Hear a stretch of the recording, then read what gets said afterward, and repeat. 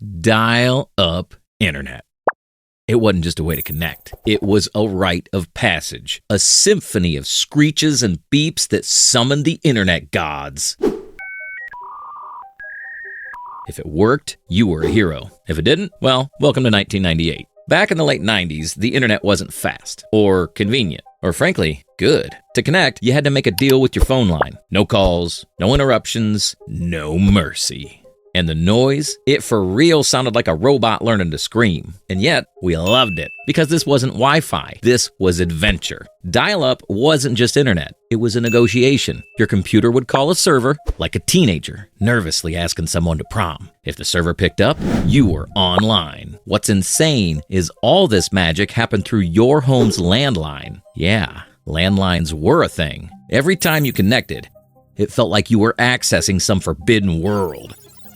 But if you thought connecting was a challenge, just wait till you tried to actually use the internet. Downloading a single song took hours. Hours. We're talking about a world where downloading one NSYNC or Britney Spears track was a multi-hour commitment. Loading a web page? Might as well get comfy. You'd see one line of text load, then an image, maybe, if you were lucky. Want to watch a video? Forget it. Streaming wasn't a thing. The closest thing we got was watching a loading bar inch forward like a snail on vacation. Fast forward to today.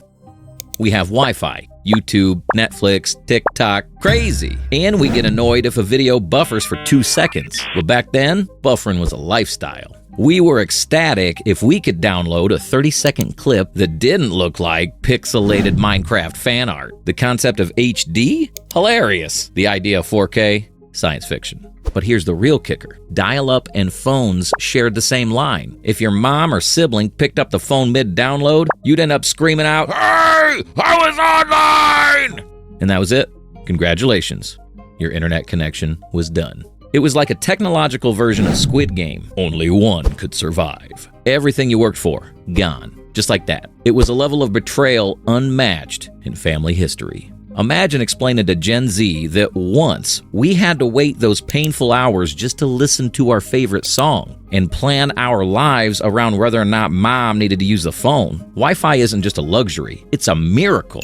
But despite all this, we kept coming back. Because here's the thing, even with all its flaws, we had an emotional connection to the chaos of dial-up, and we still do. Let's unpack that for a moment. The modem noise. You know the one. It was like a robot learning death metal or an alien trying to communicate through static. It wasn't pleasant, but it was unforgettable. But it was also beautiful, like the internet's battle cry. A promise that soon you'd be diving into the wild, uncharted waters of the World Wide Web. Sure, those waters were mostly filled with GeoCities sites, terrible clip art, low-res fan sites for your favorite TV shows, and cat memes. It wasn't perfect, but it was ours. Dial-up internet was slow, painful, occasionally humiliating, but it built the foundation for everything we have today. It taught us patience, resilience, and how to yell at a sibling for picking up the phone. Without it, there'd be no Wi-Fi, no streaming, no doom scrolling on shorts and reels. Dial-up walked so that modern internet could run, and for that, we owe it everything.